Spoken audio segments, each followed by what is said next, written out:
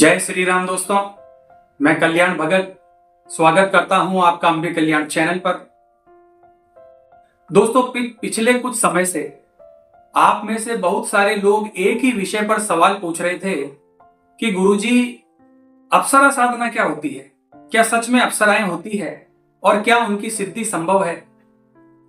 तो दोस्तों, आज की ये वीडियो बहुत ध्यान से देखिए, क्योंकि अधूरी जानकारी यहां सबसे ज्यादा नुकसान करती है।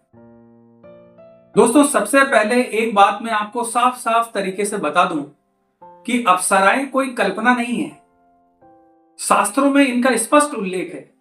देवलोक यानी स्वर लोक में जहां देवताओं का वास होता है, वहीं अप्सराओं का भी निवास माना गया है। दोस्तों, हमारे ग्रंथों के अनुसार इनकी संख्या 108 बताई जाती है, जिनमें कुछ मुख्य अप्सराएं होती है। अब सवाल ये आता है दोस्तों कि अप्सरा साधना होती कैसे है और किस भाव से करनी चाहिए। दोस्तों, बहुत से लोग कहते हैं कि पत्नी भाव से मत करो, माता भाव से अप्सरा की साधना करो, यानी मां के रूप में। सुनने में यह बात बहुत पवित्र लगती है, अच्छी लगती है, लेकिन यहीं पर सबसे बड़ा खतरा होता है। दोस्तों, जरा ईमानदारी से खुद से पूछिए कि क्या आप इस संसार की हर स्त्री को सच में मां या बहन की दृष्टि से देख पाते हैं? अगर आपके पास इसका उत्तर नहीं है दोस्तों, तो सोचिए, अप्सराएं तो ऐसी हैं जिनके दर्शन मात्र से बड़े बड़े योगी मुनि डगमगा गए। तो दोस्तों, मनुष्य क्या चीज है? दोस्तों, इतिहास गवाह है कि जिन ऋषि मुनियों की तपस्या से देवराज इंद्र का सिंहासन हिलने लगा था, वो भी अप्सराओं के प्रभाव से विचलित हो गए थे। और अगर आप मन ही मन ये मानकर चल रहे हैं कि मैं तो माता के रूप में साधना कर लूंगा, मेरे विचार नहीं बदलेंगे, तो आप अपने आप को एक धोखा दे रहे हैं दोस्तों।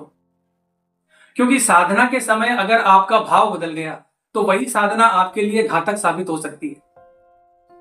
दोस्तों, एक बात मैं आपको साफ साफ बता दूं, पत्नी भाव से अप्सरा साधना असुरक्षित नहीं है। खतरा भाव छुपाने में है, भाव को स्वीकार ना करने में है। प्राचीन काल में जिन संतों को अप्सरा सिद्ध हुई थी, वो भी पत्नी भाव से ही उन्होंने इस सिद्धि को प्राप्त किया था। रंभा, मेनका जैसी कथाएं इसका प्रमाण है। दोस्तों, अब मैं आपको एक सच्ची घटना सुनाता हूं, जिसे सुनकर शायद आपकी सोच ही बदल जाएगी। दोस्तों, उज्जैन में एक साधक हमसे मिले। वो शिव मंत्र से दीक्षित थे, लेकिन लालच में आकर उन्होंने कहीं से अप्सरा की साधना की जो विधि होती है वो उठा ली। उनका उद्देश्य साफ था कि जल्दी से कहीं से धन की प्राप्ति हो जाए और अप्सरा जैसी पत्नी मिल जाए। दोस्तों, साधना के कुछ दिनों के बाद ही उनके सपनों में एक अत्यंत सुंदर स्त्री दिखने लगी। कभी कभी कानों में उसकी आवाजें आती थी। वो समझ चुके थे कि अप्सरा संपर्क कर रही है। धीरे धीरे उनके भीतर अहंकार आ गया। घर वालों से भी वो अजीबोगरीब व्यवहार करने लगे। पर उनके गुरु समझ चुके थे कि ये अप्सरा नहीं थी। गुरु ने उनसे साफ शब्दों में कहा, यह पिशाचनी है। अगर समय रहते नहीं रुके तो तुम्हारा विनाश निश्चित है। दोस्तों, जब सही गुरु की उपस्थिति में आवाहन कराया गया, तो सच जो है वो सामने आया। और वो अप्सरा नहीं थी, कोई दूसरे ही लोक की शक्ति थी। दोस्तों, अब आप पूछोगे कि अप्सरा के मंत्र से पिशाचनी कैसे आ गई? तो इसका सीधा सा उत्तर है दोस्तों, विधि गलत थी और उसमें इसको प्राप्त करने की जो पात्रता है वो बिल्कुल नहीं थी। जैसे अगर आप मुंबई जाना चाहते हो और रास्ता ही आपने गलत पकड़ लिया, तो आप मुंबई कभी नहीं पहुंच सकते। दोस्तों, आज के नौजवान भी सब कुछ जल्दी पाना चाहते हैं। जल्दी से पैसा, जल्दी से सफलता, जल्दी से एक सुंदर जीवन साथी। दोस्तों, अप्सरा साधना 20-30 दिन का खेल नहीं है। यह वर्षों की नहीं, जन्मों जन्मों की साधना मांगती है। सतयुग में आयु 1,00,000 वर्ष थी, त्रेता में 10,000 वर्ष, द्वापर में 1,000 वर्ष और कलयुग में मुश्किल से 100 वर्ष की रह गई है। इसीलिए दोस्तों, आज के संत जानते हैं कि समय बहुत कम है, इसीलिए वो इन सिद्धियों में नहीं जाते।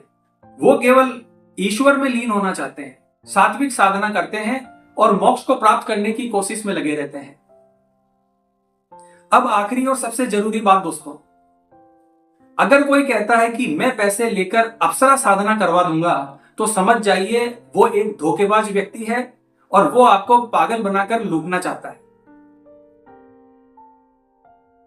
दोस्तों, आप खुद समझदार हैं, पढ़े लिखे हैं, आप ही बताइए जिसके पास सच में अप्सरा सिद्ध है उसके जीवन में धन की कमी कैसे हो सकती है, और ना ही किसी प्रकार के आकर्षण और सुख की कमी होगी। वो आपसे 31,000 या 51,000 रुपए क्यों मांगेगा? दोस्तों, अक्सर अप्सरा के नाम पर डाकिनी, शाकिनी, पिशाचिनी थमा दी जाती है और साधक जीवन भर भुगतता है और पूरा जीवन उसका तकलीफों में गुजरता है। सच तो यह है दोस्तों कि वास्तविक अप्सरा साधना में हानि नहीं है, लेकिन आज के समय में जो योग्यता है वो व्यक्ति में नहीं है और लालच भी बहुत अधिक बढ़ गया है। तो दोस्तों, आज की वीडियो में बस इतना ही। अगर इसी विषय पर आपका कोई सवाल है तो आप हमें कमेंट बॉक्स के माध्यम से पूछ सकते हैं। और दोस्तों, अगर वीडियो अच्छी लगी है तो वीडियो को लाइक और हमारे चैनल को सब्सक्राइब कीजिए। तो मिलते हैं दोस्तों इसी प्रकार की अगली वीडियो के माध्यम से। जय मां अम्बे, जय श्री कल्याण।